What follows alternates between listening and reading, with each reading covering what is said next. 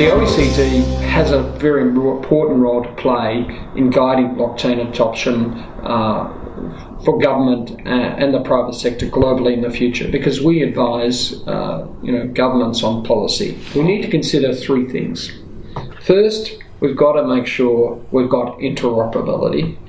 Second, we've got to make sure we manage privacy carefully. And thirdly, we've got to maintain security. Because when you think about it, all that comes down to trust. It's all about trust, okay? So since 2017, we've been connecting to help governments clarify their approach on blockchain policy, whether it's for their own use or for how they regulate parties using blockchain. So we do 5 things at OECD, okay? We do research, we set standards, we do capacity building, we do convening, and we do partnerships with other organisations.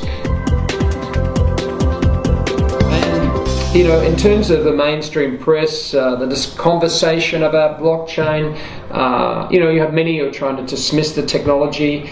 Well, it's pretty simple. OECD focuses on evidence, okay? And here's the evidence. IDC Market Intelligence identified that global blockchain spending was 1.5 billion in 2018. Their analysis suggests that this will double to 2.9 billion in 2019, and it will rise to as much as 12.2 billion by 2022. So I think money speaks. Money speaks.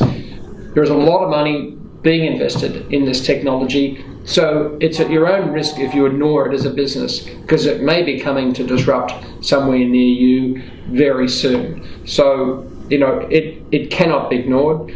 It does hold enormous potential across sectors to transform economies and society. And policymakers actually have a role to address issues that arise from it, because the ultimate impact of blockchain will make sure that you've got the right enabling policy environment that harnesses the benefits while mitigating the risks. So these are all really good reasons for governments, mainstream press and individuals to pay attention and participate in the conversation. And not only our role at the OECD remains to motivate, but also we think it's really important that we do develop global principles to actually help realise the blockchain's potential.